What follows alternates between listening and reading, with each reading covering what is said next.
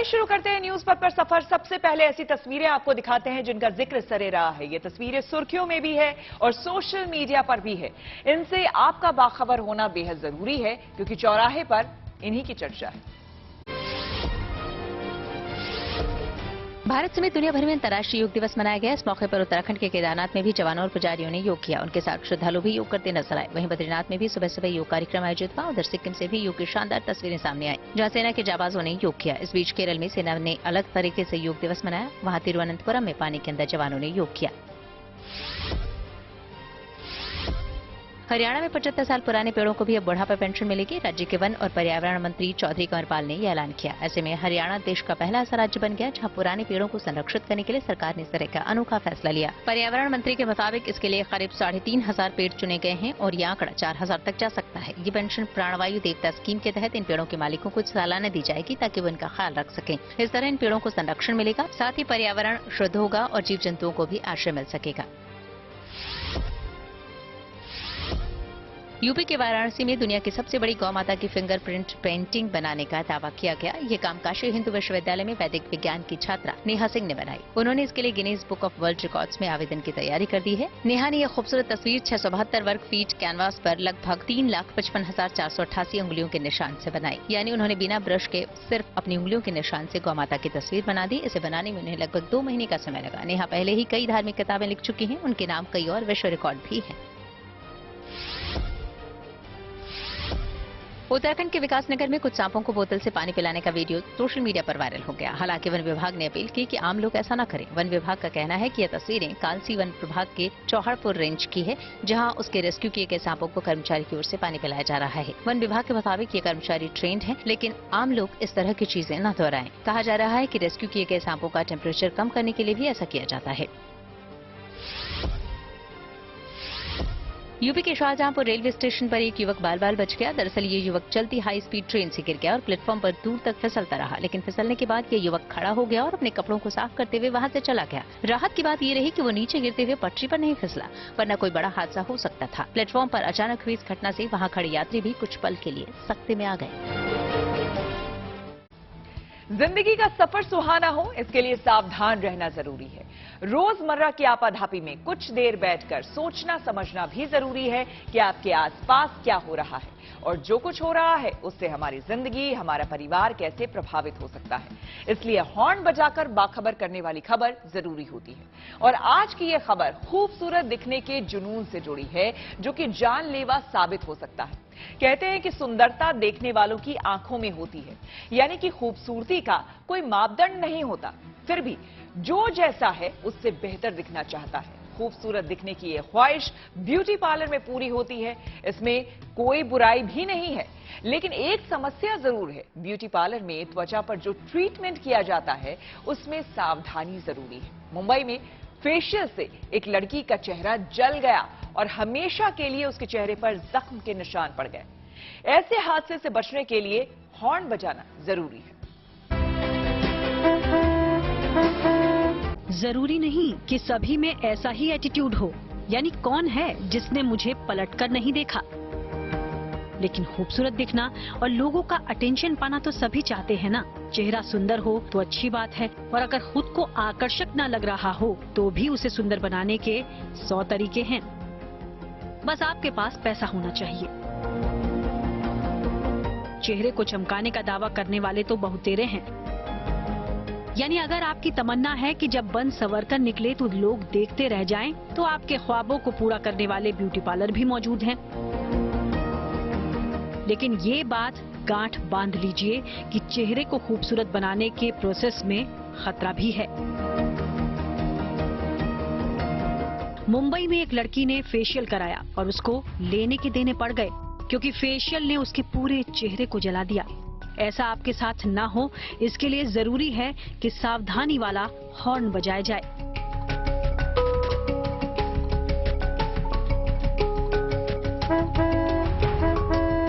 पहले आपको बताते हैं कि मुंबई में एक लड़की के साथ आखिर क्या हादसा हुआ। लड़की ने एक लग्जरी ब्यूटी पार्लर में अपना हाइड्रा फेशियल कराया। दरअसल हाइड्रा फेशियल एक खास तरह का ब्यूटी ट्रीटमेंट है, जिसमें चेहरे को साफ कर हाइड्रेट किया जाता है और कई तरह के एंटीऑक्सीडेंट्स सीरम लगाए जाते हैं। इस लंबे प्रोसेस से चेहरे को भीतर तक साफ किया जाता है।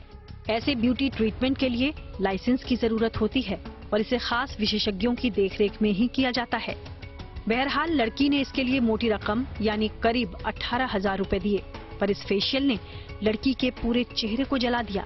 उसके पूरे चेहरे पर जलने और फफोले के निशान पड़ गए, जो अब पूरी उम्र उसके साथ रहेंगे। इस तरह सुंदर दिखने की चाहत लड़की को भारी पड़ गई। मामले में पुलिस केस दर्ज कराया गया है और जांच हो रही है। लेकिन ऐसी तमाम लड़कियों और लड़कों के लिए भी ये एक सबक है, जो ब्यूटी पार्लर जाकर अपने चेहरे और बालों के साथ प्रयोग करते हैं। समय, मेहनत और बेहिसाब पैसा खर्च करते हैं और कई बार नतीजा उल्टा होता है। मुंबई की लड़की की कहानी अकेली नहीं है। राजस्थान के दौसा में एक लड़के ने हेयर ट्रांसप्लांट करवाया, लेकिन दूसरे ही दिन उसकी मौत हो गई। बताया गया कि हेयर ट्रांसप्लांट की वजह से उसके सिर पर गंभीर जख्म आए थे। अपनी शादी से पहले ये लड़का सिर पर घने बाल चाहता था और इसी चाहत में उसने हेयर ट्रांसप्लांट की राह चुनी, लेकिन उससे जान से हाथ धोना पड़ा। हेयर ट्रांसप्लांट की वजह से जान जाने की खबरें देश के कई हिस्सों से आती रहती हैं। इसके अलावा हेयर ट्रांसप्लांट के बाद पहले से मौजूद बाल के गिरने या सिर पर फफोले पड़ने जैसी समस्याएं भी सामने आती हैं। जाहिर है ये समस्याएं तभी आती हैं जब प्रोसेस में लापरवाही बरती जाती है। कई बार कोई खास ब्यूटी ट्रीटमेंट चेहरे को सूट नहीं करता या जानबूझकर या लापरवाही में समझौता किया जाता है। न्यूजीलैंड में एक लड़की अपनी शादी के दिन टैनिंग सैलून गई थी, लेकिन ट्रीटमेंट के दौरान उसकी जान चली गई। खबर के अनुसार लड़की अपने चेहरे के रंग को और निखारना चाहती थी, लेकिन ट्रीटमेंट गलत होने से उसकी मौत हो गई। यकीनन ऐसे हादसे रोज नहीं होते और सभी के साथ भी नहीं होते, लेकिन ब्यूटी ट्रीटमेंट की वजह से नुकसान उठाने की खबरें आती रहती हैं और इसकी वजह साफ है, लापरवाही। कुछ खास ट्रीटमेंट एक्सपर्ट की देखरेख में और जांच के बाद ही किए जाने चाहिए, लेकिन इधर सुंदर दिखने का जुनून है तो उधर पैसा कमाने की होड़, और इस चक्कर में सावधानी बढ़ती नहीं जाती। लेकिन ऐसा हादसा फेशियल हो या फिर हेयर ट्रांसप्लांट, ऐसे ट्रीटमेंट में क्या सावधानी रखनी चाहिए, इस पर हमने बात की गंगाराम अस्पताल के डॉक्टर ललित चौधरी से। केवल ब्यूटी पार्लर्स में जाकर के इस तरह की चीजें जो डॉक्टर्स कर सकते हैं वो अपने से कॉस्ट की वजह से या किसी और से इन्फ्लुएंस होकर ना कराएं।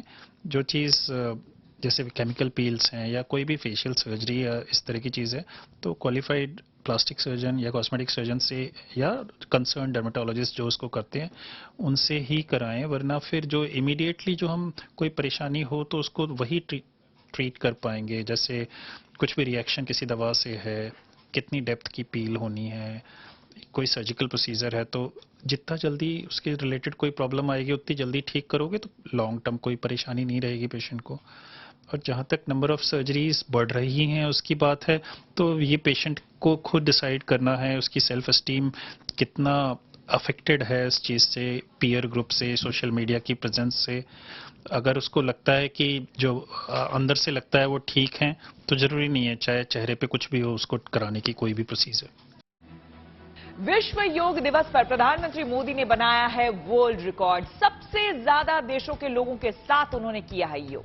आइए सीधे आपको लिए चलते हैं न्यूज एक्सप्रेसवे पर, जहां पर देश दुनिया से जुड़ी कुछ और जरूरी खबरें कर रही हैं आपका इंतजार। अंतर्राष्ट्रीय योग दिवस के मौके पर अमेरिका में संयुक्त राष्ट्र के हेडक्वार्टर में एक बड़ा कार्यक्रम आयोजित किया गया, जिसकी अगुवाई पीएम मोदी ने की। इधर रक्षा मंत्री राजनाथ सिंह ने केरल के कोच्चि में आईएनएस विक्रांत पर योग किया। इस दौरान वहां नेवी के जाबाजों ने भी योगासन किए। तो उधर उत्तराखंड के चमोली में 14,312 फीट की ऊंचाई पर आईटीबीपी जवानों ने योग दिवस सेलिब्रेट किया। ये जगह चीन सीमा के पास है। इस बीच जम्मू कश्मीर और लद्दाख में भी योग कार्यक्रम हुए, जहाँ जवानों और आम लोगों ने योग किया। पश्चिम बंगाल में पंचायत चुनाव की हिंसा को लेकर कलकत्ता हाईकोर्ट ने नाराजगी जताई और इस मामले की सीबीआई जांच के आदेश दे दिए। साथ ही अदालत ने कहा कि राज्य में 24 घंटों के अंदर केंद्रीय सुरक्षा बल तैनात किए जाएं। इस बीच हिंसा के मामले पर कांग्रेस ने ममता सरकार को घेरा और कोलकाता समेत दूसरी जगहों पर प्रदर्शन किया। बिहार में महागठबंधन से अलग होने वाले पूर्व सीएम जीतन राम मांझी दिल्ली पहुंचे, जहां उन्होंने गृह मंत्री अमित शाह से मुलाकात की। इस दौरान मांझी के साथ उनके बेटे संतोष सुमन भी मौजूद रहे। सूत्रों के मुताबिक मांझी की पार्टी 2024 का लोकसभा चुनाव बीजेपी के साथ लड़ेगी। मुंबई में बीएमसी के कोविड सेंटर घोटाले के आरोपों पर ईडी ने बड़ी कार्रवाई की। उसने 15 से ज्यादा जगहों पर सर्च ऑपरेशन चलाया। इसमें पूर्व सीएम उद्धव ठाकरे के करीबी भी शामिल हैं। एनआईए ने यूपी के बाहुबली नेता विकास सिंह को गिरफ्तार कर लिया। इसके बाद विकास सिंह को दिल्ली के पटियाला हाउस कोर्ट में पेश किया गया, जहां से अदालत ने विकास को 5 दिन की एनआईए हिरासत में भेज दिया। सूत्रों के मुताबिक जांच एजेंसी को संदेह है कि लॉरेंस बिश्नोई गिरोह के शूटरों को उत्तर प्रदेश में शरण दिलाने में विकास सिंह की सक्रिय भूमिका रही है। पिछले दिनों एनआईए ने लॉरेंस बिश्नोई गिरोह से जुड़े खालिस्तानी समर्थक को पकड़ा था, जिससे पूछताछ में विकास सिंह का नाम सामने आने की बात भी कही जा रही है। दिल्ली और हरियाणा में एक बार फिर बारिश हुई, जिससे गुरुग्राम में कई जगह जल जमाव हो गया। इसकी वजह से वहां सड़कों पर लंबा जाम लग गया, क्योंकि काफी पानी भरने से गाड़ियां सड़कों पर ही फंसी रही। पश्चिम बंगाल के पूर्व सीएम बुद्धदेव भट्टाचार्य की बेटी सुचेतना अपना जेंडर चेंज सर्जरी करवाएंगी। वो चाहती हैं कि उन्हें ट्रांसजेंडर पुरुष के रूप में पहचाना जाए। सुचेतना अब इससे जुड़े मेडिकल और कानूनी पहलुओं पर भी सलाह ले रही हैं। वो हाल में एलजीबीटी समुदाय के आंदोलनों में भी शामिल रही थीं। दिल्ली में सार्वजनिक वाहनों पर लगाए गए पैनिक बटन पर बीजेपी ने उपराज्यपाल वीके सक्सेना को एक पत्र लिखा। इसमें उसने दावा किया कि इनमें कई बटन काम नहीं कर रहे हैं। साथ ही बीजेपी ने इस मामले में करोड़ों के घोटाले का भी आरोप लगाया। केजरीवाल सरकार ने ये पैनिक बटन महिलाओं और बच्चों की सुरक्षा को ध्यान में रखते हुए लगाने की बात कही थी। और न्यूज वक्त के सफर में आगे पब्लिक होर्डिंग पर रेल यात्रियों से जुड़ी एक बड़ी खबर है। आपको बता दें कि देश के कई राज्यों में तेज रफ्तार से दौड़ रही वंदे भारत ट्रेनों को लेकर एक अहम जानकारी सामने आई है। मीडिया रिपोर्ट के मुताबिक मोदी सरकार अगले साल लंबे रूट के लिए Vande Bharat sleeper train launch करने की तैयारी में है। इकोनॉमिक टाइम्स की रिपोर्ट में कहा गया है कि रेल मंत्री अश्विनी वैष्णव ने जानकारी दी है कि मार्च 2024 तक वंदे भारत स्लीपर ट्रेन का पहला बैच शुरू हो जाएगा। रेल मंत्री के मुताबिक वंदे भारत ट्रेन का स्लीपर वर्जन चेन्नई की इंटीग्रल कोच फैक्ट्री में बनेगा, जिसका डिजाइन इस साल दिसंबर तक तैयार होने की उम्मीद है। पिछले महीने रेल मंत्री ने बताया था कि अगले साल मार्च तक वंदे भारत ट्रेन के 3 वर्जन तैयार होंगे, जिसमें वंदे चेयर कार, वंदे मेट्रो और वंदे स्लीपर शामिल है। इसमें वंदे मेट्रो को 100 किलोमीटर से कम की दूरी के सफर के लिए चलाई जाएगी, जबकि वंदे चेयर कार ट्रेन 100 से 550 किलोमीटर की दूरी के लिए होगा। इसके अलावा 550 किलोमीटर से भी ज्यादा लंबे रूट के लिए वंदे भारत स्लीपर ट्रेन बनाई जाएगी। वहीं भारतीय रेल 26 जून को पहली बार एक साथ 5 नई वंदे भारत एक्सप्रेस लॉन्च करने की तैयारी में है। वंदे भारत एक्सप्रेस के नए रूट में मुंबई गोवा, बेंगलुरु धारवाड़, पटना रांची, भोपाल इंदौर और भोपाल जबलपुर शामिल है। हालांकि अगले साल अगस्त तक पीएम मोदी की 75 वंदे भारत ट्रेन चलाने की महत्वाकांक्षी योजना पूरी होती नहीं दिख रही है। दस्तावेजों के मुताबिक इसकी वजह यह है कि कपूरथला की रेल कोच फैक्ट्री 2022-23 में एक भी वंदे भारत ट्रेन का निर्माण नहीं कर पाई है, जबकि उसे 32 ट्रेन बनाने का लक्ष्य दिया गया था। व्हाट्सएप ने लॉन्च किया है नया फीचर। टेक्नोलॉजी से जुड़ी ऐसी हर एक जरूरी खबर को जानने समझने के लिए आपको लिए चलते हैं डिजिटल गली। ट्विटर और टेस्ला चीफ एलोन मस्क ने न्यूयॉर्क में पीएम मोदी से मुलाकात की। इस मुलाकात के बाद एलोन मस्क ने भारतीय बाजार में टेस्ला की एंट्री को लेकर बड़ा ऐलान किया। उन्होंने कहा कि कंपनी भारत में निवेश करेगी। साथ ही उन्होंने अगले साल भारत आने की बात भी कही। इसके अलावा एलोन मस्क ने बताया कि वो प्रधानमंत्री मोदी के बड़े फैन हैं।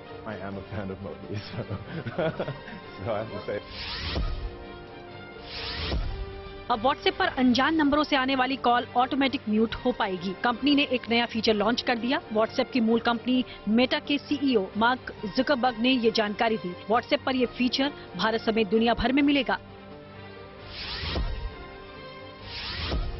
अमेरिकी राष्ट्रपति जो बाइडेन ने एआई यानी आर्टिफिशियल इंटेलिजेंस को लेकर आगाह किया। उन्होंने कहा कि एआई से राष्ट्रीय सुरक्षा और अर्थव्यवस्था को होने वाले खतरों पर ध्यान देने की जरूरत है। इस मामले में उन्होंने विशेषज्ञों से सलाह लेने की भी बात कही। रुक करते हैं प्रगति मार्ग का, जहां ऐसी खबरें हैं जो कि देश की तरक्की, प्रगति और लोगों की काबिलियत दिखाती है। उत्तरकाशी में भारत चीन बॉर्डर से सटे गंगोत्री नेशनल पार्क घूमने आने वाले सैलानियों को अब और सहूलियतें देने की तैयारी हो रही है। यहां की प्राकृतिक खूबसूरती सैलानियों को लुभाती है, लेकिन सरहदी इलाका होने की वजह से यहां सैलानी लंबे समय तक नहीं रह पाते। खास करके उन्हें शाम में जाने की इजाजत नहीं है। ऐसे में अब वाइब्रेंट विलेज के तहत इस इलाके को पर्यटन के लिहाज से तैयार किया जा रहा है। अब यहां टेंट सिटी बनाने की तैयारी है।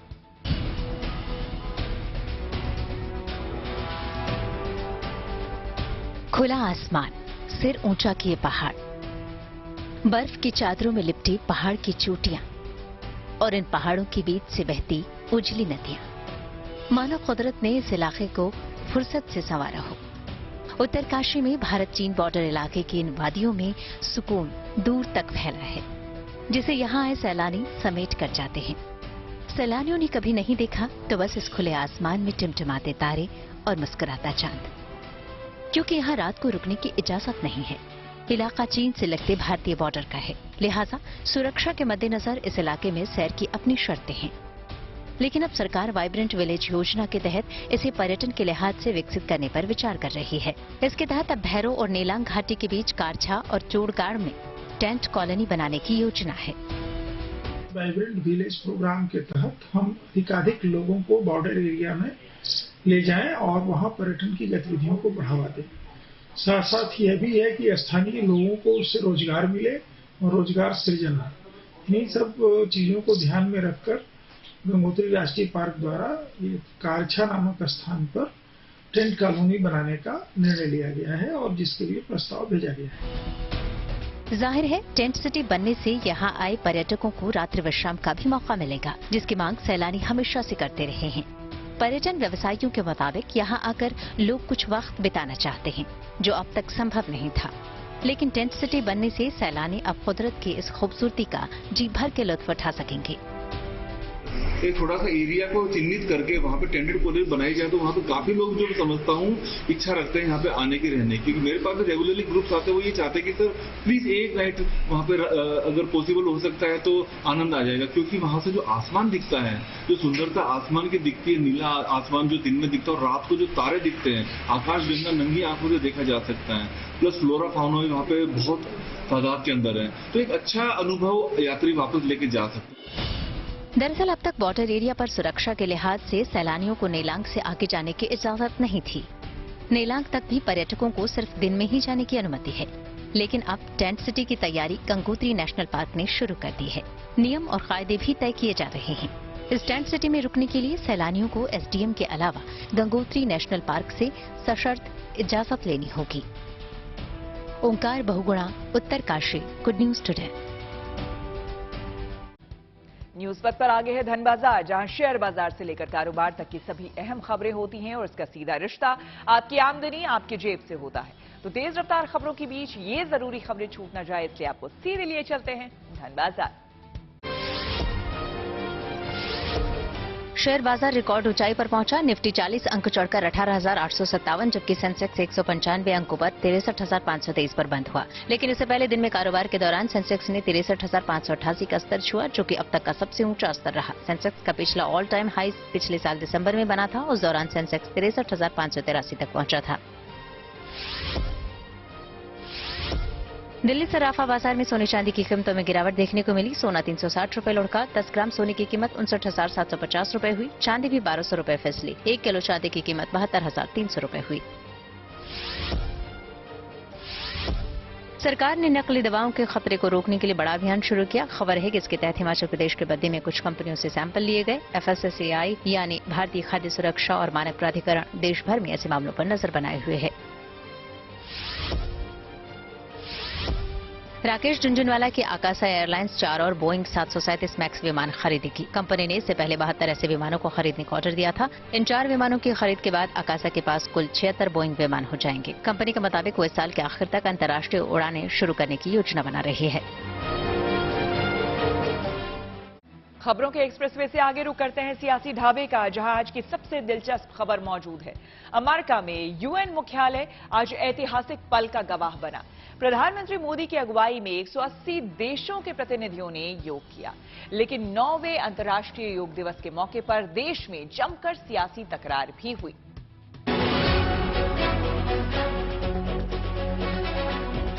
सर्वे भवन्तु सुखिनः, सर्वे सन्तु निरामया। It is wonderful to see the entire world come together again.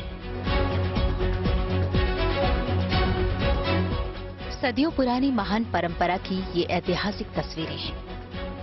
America में संयुक्त राष्ट्र मुख्यालय की ये भव्य तस्वीर दुनिया को भारत का संदेश है। बल्कि कहना चाहिए कि दुनिया के सबसे बड़े मंच पर भारतीय संस्कृति का परचम लहरा रहा है।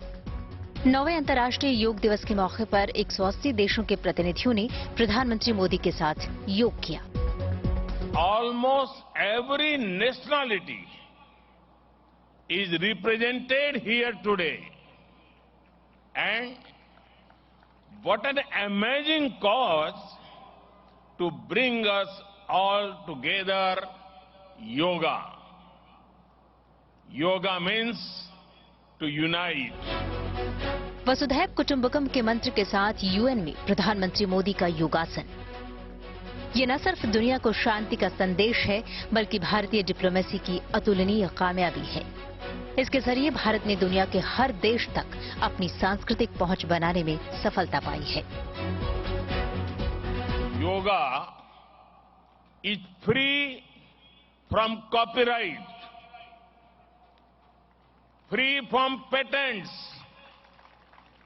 And free from royalty payment. सरहद और इलाकों में बटी दुनिया को प्रधानमंत्री ने योग के जरिए नई दृष्टि, नई दिशा देने की कोशिश की। कहा कि योग सभी के लिए है, इस पर किसी का पेटेंट नहीं, किसी का कॉपीराइट नहीं। लेकिन विडंबना देखिए, भारत में योग को लोकप्रिय बनाने का क्रेडिट लेने की होड़ में सियासी घमासान शुरू हो गया। कांग्रेस ने पूर्व प्रधानमंत्री जवाहरलाल नेहरू की शीर्षासन करते हुए फोटो ट्वीट की और कैप्शन दिया कि पंडित नेहरू को धन्यवाद, जिन्होंने योग को लोकप्रिय बनाया और इसे राष्ट्रीय नीति का हिस्सा बनाया। इस ट्वीट के बाद टकराव तो होना ही था। योगा पे हमें गर्व है कि इस देश का है, हमें गर्व है कि पहले प्रधानमंत्री जी इसको करते थे। हाँ, बस पहले प्रधानमंत्री में और अब में एक फर्क है, वो इसका सारा श्रेय खुद नहीं लेते थे, प्रचार खुद ऐसा नहीं करते थे। अगर एक योगा करें तो फिर सब देखें। कांग्रेस पार्टी जिसको परिवारवाद का मोतियाबिंद है, वो भारत की पौराणिक और पुरातन सांस्कृतिक धरोहर की उपलब्धि में भी परिवार की उपलब्धि ढूंढती है। उनको लगता है कि केवल एक परिवार की वजह से ही ये देश है, ये देश की संस्कृति और ये देश की उपलब्धियां हैं, और आज उसका भी क्रेडिट नेहरू जी को दिया जा रहा है। मैं पूछना चाहता हूं कि यदि नेहरू जी का ही क्रेडिट है तो फिर हर वर्ष कांग्रेस के लोग इस तिथि पर क्यों नहीं आते और योग करने लग जाते? क्यों उन्होंने आज तक कोई भी सामूहिक योग कार्यक्रम में कोई हिस्सेदारी नहीं ली है? यूएन में पीएम की अगुवाई में योग दिवस मनाया जाना भारत की अंतर्राष्ट्रीय छवि को लेकर एक बड़ी उपलब्धि है। इसे समझते हुए कांग्रेस नेता शशि थरूर अपनी ही पार्टी के खिलाफ नजर आए। कांग्रेस के दूसरे नेता यकीनन सत्ते में आ गए होंगे जब शशि थरूर ने नेहरू के फोटो वाली ट्वीट पर जवाब देते हुए प्रधानमंत्री मोदी और सरकार की तारीफ की। लिखा कि हमें उनका भी धन्यवाद करना चाहिए जिन्होंने योग को पुनर्जीवित कर लोकप्रिय बनाया। इसमें हमारी सरकार, प्रधानमंत्री, विदेश मंत्रालय शामिल है। इन्होंने संयुक्त राष्ट्र के जरिए योग दिवस का अंतर्राष्ट्रीयकरण किया। मैं दशकों से कहता आ रहा हूं कि योग हमारी सॉफ्ट पावर का अहम हिस्सा है। इसे मान्यता मिलते देखना अच्छा लगता है। थरूर ने एक तरह से बीजेपी के मन की बात कह दी। हालांकि कांग्रेस थरूर के नजरिए से सहमत नहीं हुई। मुझे लगता है कि आज शशि थरूर ने उनको कम से कम आईना दिखाया है कि भारत की सरकार, मोदी सरकार ने जिस प्रकार के प्रयास किए हैं, इससे योग आज भारत का एक सॉफ्ट पावर के रूप में जिस प्रकार से पूरे विश्व में फैल चुका है, इसको पूरी दुनिया सराहती है। पर कांग्रेस पार्टी, जैसे कहते हैं ना कि कोई भी अच्छी चीज हो तो कांग्रेस पार्टी उसमें काला टीका परिवारवाद का लगाना चाहती है। तो भारत की जो सॉफ्ट पावर की परंपरा है वो पिछले 70 साल की परंपरा है, वो कोई आज नहीं शुरू हुई है। अगर दुनिया में योगा, दुनिया में मेडिटेशन, दुनिया में बाकी ऐसी चीज जो भारत की संस्कृति से जुड़ी हुई है, अगर वो उनका व्यापक विस्तार हुआ है, उनका व्यापक विस्तार 70 वर्ष में हुआ है, तो इसलिए हर चीज का क्रेडिट लेना जरूरी नहीं है। भारत का एक इतिहास 22 मई 2014 को शुरू नहीं हुआ था। योग और योग दिवस को नई और बड़ी पहचान देने में मोदी सरकार ने भागीरथ प्रयास किया है, लेकिन सियासी वजहों से योग को लेकर विपक्ष और बीजेपी हमेशा आमने सामने रहे हैं। और इस साल जब देश में कई चुनाव हैं, योग पर तकरार लाजिमी है। Bureau report, good news today. News पथ के सफर में अब सोशल अड्डा पर थोड़ा सा रुकते हैं और आज के मुद्दे पर लोगों की राय जान लेते हैं। सोशल अड्डा में आज का मुद्दा देश के ट्रक ड्राइवर्स से जुड़ा है। केंद्र सरकार ने ट्रक ड्राइवर्स की सहूलियत के लिए एक बड़ा कदम उठाया है। केंद्रीय सड़क परिवहन मंत्री नितिन गडकरी के मुताबिक साल 2025 से सभी ट्रकों में ड्राइवर केबिन एसी के साथ बनाना अनिवार्य होगा। केंद्र सरकार का ये फैसला देश के 80 लाख से ज्यादा ट्रक ड्राइवर्स के लिए बड़ी राहत देने वाला साबित हो सकता है। सर्दी हो या गर्मी, ड्राइवर्स हर मौसम में बिना एसी वाले केबिन में ही रोजाना करीब 11 से 12 घंटे सड़कों पर ड्राइविंग करते हैं। माना जाता है कि इस बेहद कठिन काम को करने में ड्राइवर काफी थक जाते हैं और यही थकान कई बार सड़क हादसों की वजह बन जाती है। सरकार ने ट्रक ड्राइवर्स की इसी मुश्किल को दूर करने के लिए अब एसी वाले केबिन बनाने पर जोर दिया है। वॉल्वो जैसी विदेशी कंपनियों के ट्रक तो एसी केबिन वाले होते हैं, लेकिन भारतीय कंपनियों के ट्रक में अभी ये सुविधा नहीं मिलती। गडकरी ने माना कि विपरीत परिस्थितियों वाले मौसम में ट्रक ड्राइवर्स को बहुत मुश्किलों का सामना करना पड़ता है, जबकि विदेशों में ट्रक ड्राइवर्स को न सिर्फ एसी केबिन मिलते हैं बल्कि उनके काम के घंटे भी कम होते हैं। गडकरी ने बताया कि जब वो मंत्री बने थे तो उन्होंने 2016 में ट्रक में एसी केबिन की व्यवस्था लागू करने की बात कही थी, लेकिन तब कुछ कंपनियों ने इसे वैकल्पिक व्यवस्था के तौर पर लागू करने की बात कही थी और कुछ ने चिंता जताई थी कि एसी केबिन में ड्राइवर को नींद आ सकती है। हालांकि अब सड़क परिवहन मंत्रालय ने पहले जारी की गई इन आशंकाओं को खारिज कर दिया है। मंत्रालय ने लग्जरी बस का उदाहरण दिया है। ड्राइवर एसी केबिन में बैठकर ड्राइविंग करते हैं और ज्यादा आरामदायक महसूस करते हैं। हमारे देश के सड़क परिवहन मंत्री नितिन गडकरी ने कल एक प्रस्ताव को मंजूरी दी है, जो कि अधिकारियों के साथ बैठकर फाइल पर हस्ताक्षर किए हैं। जो ट्रकों के और हमारी वोल्वो बस होती हैं, बसों के कैबिन एसी होंगे, उसको किस तरह देखते हो? देखो, वोल्वो बस तो पहले से एसी आ रही है, ऐसी बात नहीं है, और बहुत सारी गाड़ियां भी एसी आने लगी हैं काफ़ी टाइम से।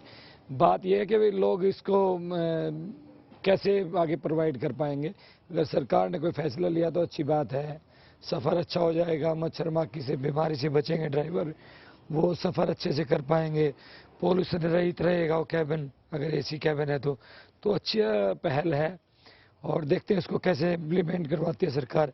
इसके लिए सरकार ने कुछ राहत भी देनी पड़ेगी, क्योंकि गाड़ियों में एक्साइज ड्यूटी बहुत ज़्यादा है, बहुत महंगी पड़ेगी गाड़ियाँ। कैबिन का जो एसी कैबिन होगा तो 1.5 लाख रुपये एक्स्ट्रा खर्चा लगेगा ना। अब इतने किराए बढ़े हुए हैं, ना उम्मीद लगती कि मैं आगे काम कार्टेज का बढ़ेगा, पर अच्छी पहल है। देखते हैं इसमें क्या फ़ायदे होते हैं। उम्मीद तो यही करते हैं कि कुछ ना कुछ अच्छा ही होगा। जैसे बगैर एसी के कैबिन में ड्राइवर जाते हैं, उसमें क्या नींद पूरी ले पाते हैं या समय पर गाड़ी पहुंच पाती है? नहीं ले पाते, उसमें नींद निकलते नहीं। इस तरह 18 घंटे गाड़ी चलाने के बाद नहीं निकलती नींद। एसी कैबिन से बढ़िया होगा, नींद निकल जाएगी। अगर हमको एसी वो करेगा ना, इसे मतलब आराम से सो जाएंगे, सफ़र भी अच्छा निकलेगा और इसमें बिल्कुल मच्छर माखी से बच जाएंगे और आराम से नींद निकल कर ज़्यादा सफ़र निकाल पाएंगे और सुरक्षित रहेंगे जी। नींद आएगी जब आराम से लगा के साइड में सो जाएंगे। अब ना सो पाते हैं, दिन रात 24 घंटे चलते रहते हैं, 2 घंटे सो गए, कभी आध घंटा आँख लगी, सर में परेशानी रहती है। इससे थोड़ा नशा भी बचेगा, नशे में भी अपने नींद निकले, नशा नहीं कर पाएगा ड्राइवर। इस वास्ते बहुत फर्क रहेगा जी। लोहे के कैबिन है जी, इसमें एसी चाहिएगा। जी धूप लगती है, सामने शीशा हो जाता है दोनों तरफ से, पीछे से भी वो परेशानी रहती है उसमें। एसी गाड़ी है तो फिर तो कोई परेशानी नहीं है। चाहे एसी गाड़ी नहीं है तो उसमें तो जड़ जाते हैं बिल्कुल भी। कहीं धूप में खड़ी करके सो नहीं सकता, होटल पर जाना पड़ता है, वहाँ सोना पड़ता है। गाड़ी की रुखाड़ भी नहीं हो पाती जी, कई हिसाब हो जाते हैं। इसमें बहुत अच्छा है जो एसी गाड़ी आ जाए। यूएन में खुल गई है चीन और पाकिस्तान की पोल। आइए आपको सीधे लिए चलते हैं न्यूज एक्सप्रेस पर, जहां विदेश से जुड़ी कुछ और जरूरी खबरें कर रही हैं आपका इंतजार। भारत ने संयुक्त राष्ट्र में पाकिस्तान और चीन को बेनकाब कर दिया। दरअसल लश्कर-ए-तैयबा के आतंकी साजिद मीर को वैश्विक आतंकी घोषित करने के लिए भारत एक प्रस्ताव लाया था, लेकिन चीन ने चालाकी दिखाते हुए इस प्रस्ताव को रोक दिया। इसी पर भारत ने यूएन में चीन के इस फैसले की निंदा की, साथ ही वहां आतंकी साजिद मीर की ऑडियो क्लिप सुनाई। इसमें आतंकी साजिद गोली चलाने की बात कहते हुए सुनाई दे रहा है। जो जहाँ पे आपको मूवमेंट नजर आती है, बंदा जिस छत पे चल रहा है, कोई आ रहा है जा रहा है, उसको फाइट होगा। आर्थिक संकट से जूझ रहा पाकिस्तान अब अपना कराची बंदरगाह बेच सकता है। दरअसल इस सौदे को आखिरी रूप देने के लिए एक समिति का गठन कर दिया गया। कराची बंदरगाह के टर्मिनलों को सौंपने के लिए यूएई की एक कंपनी का नाम चल रहा है, उसी से ये समिति बात करेगी। वित्त मंत्री मोहम्मद इशाक डार की अध्यक्षता में एक बैठक हुई, जिसमें कराची पोर्ट ट्रस्ट और यूएई सरकार के बीच समझौते पर बातचीत करने के लिए एक समिति बनाने का फैसला किया गया। शहबाज सरकार ऐसा कर पैसा जुटाना चाहती है ताकि कर्ज चुकाने में मदद मिल सके। उत्तरी अटलांटिक महासागर में करीब 1,500 किलोमीटर के दायरे में लापता पनडुब्बी की तलाश तेज कर दी गई। इस पनडुब्बी को तलाशने के लिए अमेरिका और कनाडा की नौसेना के अलावा दूसरी एजेंसियां भी जुट गई। इस बीच कहा जा रहा है कि खोजी टीम को पानी के नीचे कुछ शोर सुनाई दिया। ये पनडुब्बी पर्यटकों को टाइटैनिक का मलबा दिखाने के लिए रवाना की गई थी, लेकिन रविवार से अब तक उसका कुछ पता नहीं चल पाया। इतना ही नहीं, इस पनडुब्बी पर कुछ ही घंटों की ऑक्सीजन बची थी। टाइटन नाम की इस पनडुब्बी में एक पायलट और 4 यात्री बैठे थे। इनमें सभी अरबपति शामिल हैं। टाइटैनिक जहाज 1912 में समुद्र में डूब गया था। ऐसे में इसके मलबे को देखने के लिए पर्यटक अक्सर पनडुब्बी से समंदर में जाते हैं। अमेरिका के राष्ट्रपति जो बाइडेन के बेटे हंटर बाइडेन बड़ी मुश्किल में घिर गए। उन्हें 1 से 1.5 साल तक जेल जाना पड़ सकता है। हंटर पर टैक्स चोरी और गैर कानूनी रूप से हथियार रखने का आरोप है। खबर है कि हंटर ने टैक्स चोरी और गैर कानूनी रूप से हथियार रखने की बात मान ली। आरोप है कि हंटर बाइडेन ने जानबूझकर आयकर का भुगतान नहीं किया। अंतर्राष्ट्रीय योग दिवस के मौके पर जापान की टोक्यो में भी एक योग कार्यक्रम आयोजित किया गया। इसमें कई लोगों ने हिस्सा लिया। साथ ही जापान के कई राजनेताओं ने भी इसमें शिरकत की। ये योग कार्यक्रम वहां के सुकीजी होंगवानजी मंदिर में आयोजित किया गया। वहीं दिल्ली में अमेरिकी दूतावास की ओर से एक वीडियो शेयर किया गया, जिसमें कुछ बच्चे योग करते नजर आए।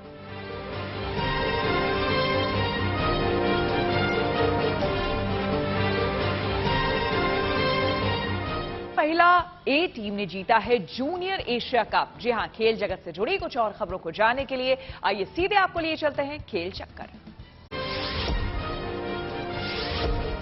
आईसीसी ने पाकिस्तान क्रिकेट बोर्ड को बड़ा झटका दिया। खबर है कि उसने भारत में होने वाले वर्ल्ड कप के मैचों के वेन्यू बदलने से इनकार कर दिया। इससे पहले पाकिस्तान ने भारत के साथ अहमदाबाद में मैच खेलने से मना किया था। इतना ही नहीं, पाकिस्तान ने मांग रखी थी कि वो बेंगलुरु में ऑस्ट्रेलिया, चेन्नई में अफगानिस्तान और कोलकाता में इंग्लैंड से नहीं खेलना चाहता। पर अब आईसीसी ने पाकिस्तान की मांग ठुकरा दी। बैडमिंटन खिलाड़ी एचएस प्रणॉय और पी कश्यप ने ताइपे ओपन में शानदार आगाज किया। उन्होंने अपने अपने मुकाबलों में जीत हासिल करते हुए प्री क्वार्टर फाइनल में एंट्री कर ली। वहीं तानिया हेमंत भी दूसरे दौर में पहुंच गई। भारतीय महिला ए टीम ने हांगकांग में इमर्जिंग टीम्स कप यानी जूनियर एशिया कप जीत लिया। उसने फाइनल में बांग्लादेश को 31 रनों से हराया। इससे पहले भारत ने पहले खेलते हुए 7 विकेट पर 127 रन बनाए, जिसके जवाब में बांग्लादेश की टीम 96 रनों पर सिमट गई। इस तरह भारत उसका पहला चैंपियन बन गया। टेनिस खिलाड़ी रोहन बोपन्ना ने बड़ा ऐलान किया। वो अपने डेविस कप करियर को अलविदा कह देंगे। बोपन्ना सितंबर में आखिरी बार मोरक्को के खिलाफ मुकाबले में नजर आएंगे। ये मैच भारत में होगा। हालांकि बोपन्ना चाहते थे कि ये मैच उनके राज्य कर्नाटक के बेंगलुरु में हो, लेकिन टेनिस संघ ने पहले ही इस मुकाबले की मेजबानी लखनऊ को सौंप दी थी।